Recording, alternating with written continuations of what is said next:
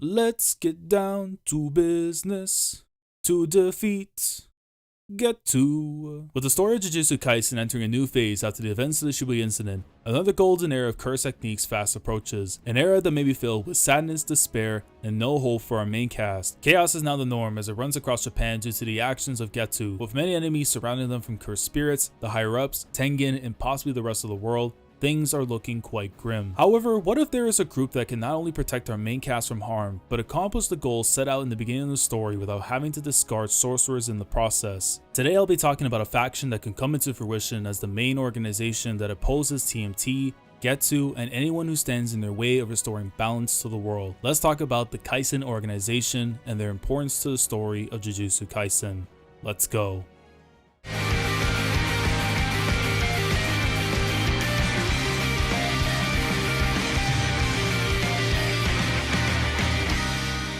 As I said earlier, the times are changing in the story of Jujutsu Kaisen. Yuji and his friends no longer have the protection of Gojo or TMT now that the former has been sealed in the prison realm. Because of that, the higher-ups plan to carry out the death sentences of Getwo, Yaga, and Yuji. The main portion of this discussion is all about how this faction could be formed, and it revolving around a certain second-year student and a certain woman who may have a role to play in this new faction. But first, we must give some recap to the events leading up to what could occur for the rest of the story. After everything that took place with Getwo releasing cursed spirits into the world of the living, Japan and soon the whole world are facing a crisis unlike anything they've seen before. All eyes will be on Yuji as the higher-ups of the sorcerer world, mainly Master Tengen, will be coming after him now that the biggest obstacle is out of their way for the moment. That of course being Gojo Satoru with his imprisonment inside the prison realm at the hands of Getwo, Noritoshi Kamo, or the Brain, or whichever name you want to call him at this point. That wasn't the only thing that left me and many people in shambles, as the debut of Yuta Okkotsu in the main manga sees him now serving as Yuji's executioner. As heartbroken as I was initially in the moment seeing Okkotsu back in my life, only to be tasked with eliminating Yuji, let's be honest with ourselves, this has cap written all over it. I highly doubt that Okkotsu, who had went through the same things Yuji has with Sukuna that he did with Rika, would just simply turn coat and work alongside the people who seek his own death, as they've been doing the same with Yuji since the very beginning of the story. There's no way that within a year from the prequel, Okkotsu just turns into a villain all because Inumaki had lost an arm. If that's all it took to become a villain and seek revenge, that would be enough to slap his portrait right beside the word lame in the Webster's dictionary. And depending on your view of where Inumaki was when Sukuna's domain was set up during the fight with Mahoraga, there's a high possibility that TMT are lying about what happened to our favorite cursed speech user. Right now I'm of the belief that Okkotsu is acting as a triple agent to keep tabs on Tengen and the higher-ups while watching over Yuji as a favor for Gojo. It would only make sense for him to be working with them as a way to keep tabs on everything going on with TMT to ensure not only his own safety, but the others that are being targeted by the higher-ups. And speaking of triple agents, I'm going out on a limb here to say that Okkotsu has an even bigger role to play in the story. That role can in fact be a separate organization that opposes the higher-ups of TMT. As you know by now, I often call the Tokyo Metropolitan Magical Technical School simply Tokyo Magic Tech, or TMT. They right now are serving more so as the antagonists given their goals of eliminating Okkotsu and Yuji, who the former had Rika and the latter having possession of Sukuna. With the state of Japan in total chaos, it's impossible for Yuji and his friends to go about their normal lives like they used to, and those times of enjoying self-contained chapters that are used to explore the personalities of the cast are on hold until peace is brought back. Yuji is currently being sentenced to death for the sole reason of being the vessel of Sukuna and the acts of carnage the king of curses unleashed upon Shibuya. Masamichi Yaga is also being put up for execution as being labeled as the mastermind for instigating the Shibuya Incident. If there was ever a perfect time for another organization to come into the mix and oppose TMT, it could be one that involves Okkotsu and a tall woman with a big butt who made her debut in the manga not too long ago, Yuki Tsukumo. She once had a goal of eliminating the root that caused cursed spirits to enter the world. Right now, Getwo's plans are in motion and more of these deities are being released into the world at an alarming rate. Considering that Yuki opposes how TMT goes about their ideals, it would make sense that she could form her own faction that wants to go about taking out cursed spirits without it resulting in using people and discarding them, and this group could be called the Kaisen Organization. If you didn't know this already, Jujutsu Kaisen literally translates to sorcery fight. Kaisen is a play on the word Kaizen, which means change for the better. In the Japanese language, the word Kaizen is derived from two kanji, Kai meaning change and Zen meaning good,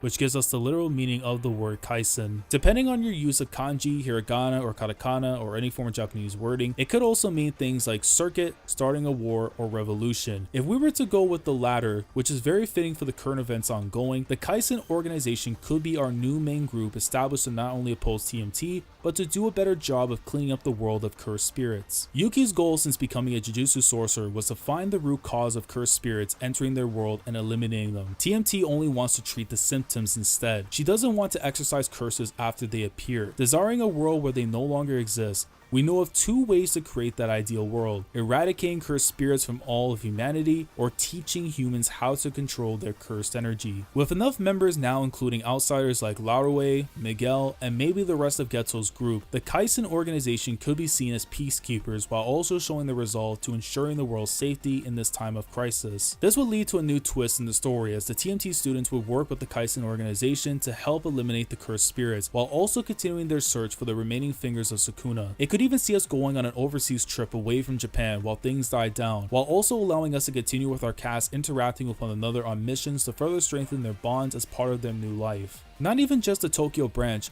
maybe even adding the Kyoto group into the mix will be a good thing, as it would also offer us more unique combinations between each member and getting to know them better. If Okkotsu is working in secret with Kaisen and putting up a front with TMT, it would give the main cast some breathing room and keeping tabs on what is going on in Japan, leading to both Yuji and Yaga from being safe from execution for the time being. There are tons of danger, however, with this method for Okkotsu, as one false move could see him targeted right away and hunted down by those hired by TMT. Considering that he is one of the 4 special grade sorcerers, I'm certain he'll be okay unless we were to get another twist of someone of equal skill to face him. The only person that comes to mind to fit this criteria that we've yet to meet is Hakari. Of all the people I could have chosen, he makes the most sense given that we know next to nothing about him, aside from the fact that he's among the top 3 candidates to rival Gojo in the future, with Okkotsu and Yuji being the other 2. I believe for the sake of the story, not going in the direction where everyone joins Kaisen because good versus evil, it would be interesting to see someone actually believe in the ideals of TMT and side with Tengen and the higher ups. The 3rd year student at TMT is currently serving a suspension for unknown reasons. If it's proven that it's a cover up and he's out on his own missions for TMT, he could be used to keep track of Okkotsu if he's ever found out to be a mole and is working for somebody else, which could result in the 2 of them fighting each other at some point in the story. Given what I said earlier about what Hakari's potential could be with the Gojo comparison for the future, I expect him to be formidable in his own right, whether it's through physical strength or having his own innate curse technique. So whenever he does appear in the story, I'm looking forward to what he has to offer and whether or not he'll be an enemy to Kaisen or another recruit. For the sake of it not turning into everyone going to the good side,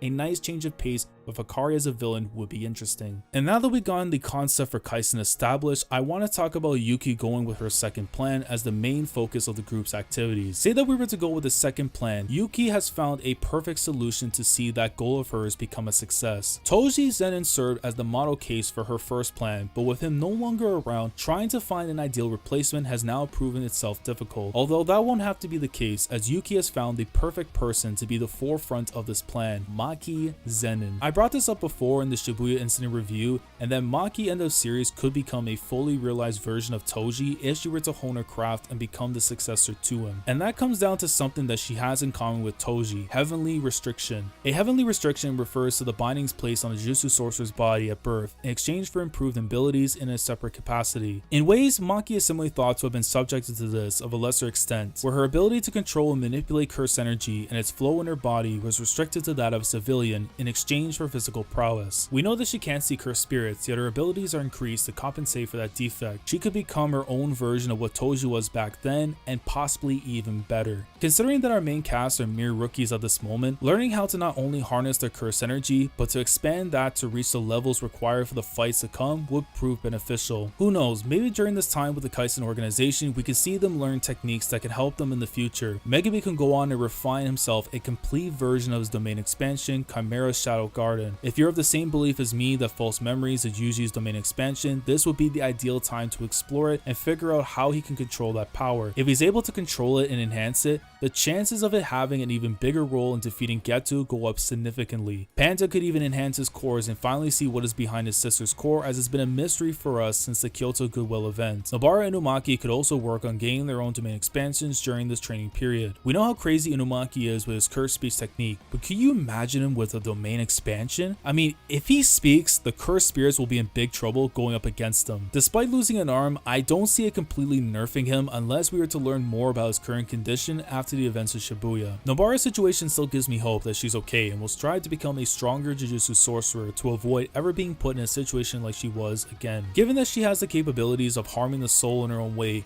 having a curse technique or a domain expansion that further emphasizes on doing that would put her on the path of being an elite sorcerer in due time. There are many benefits for everyone involved in the Kaisen organization. Yuki's goal of eliminating the roots of cursed spirits can go on as planned. Yuji can still accomplish his mission of acquiring all the fingers of Sukuna, possibly even exorcising him and maybe even have his own happy ending free from the shackles of TMT. Megumi, Nobara, and the rest of the students can begin making their way up the sorcery world through experience on the battlefield. We can see cast members that haven't had a huge screen time get more focus, such as Yaga, Ieri, Ichiji, Nita, and Ino, as well as from the Kyoto branch such as Gakuganji and Utahime. Even the students in Kyoto can get some more screen time during missions with the Tokyo branch, offering different matchups and pairings for interactions that we didn't think would happen before. It also allows us to see more of Okkotsu in the main story and serve as Yuji's mentor as compensation for Gojo being sealed away. To have the protagonist of the prequel and the MC of the main manga working together side by side to free their master from captivity has potential to be great. It gives us two characters who have suffered under the scrutiny of the higher ups and allow them to understand one another better to ensure that they're on the same side, the side that will prevail in the battles that come against those that wish for humanity's demise or evolution. All in all, the Kaisen organization can be seen as the first step to our sorcerers to begin their quest to stop Getwo's plans from plunging the world into the abyss,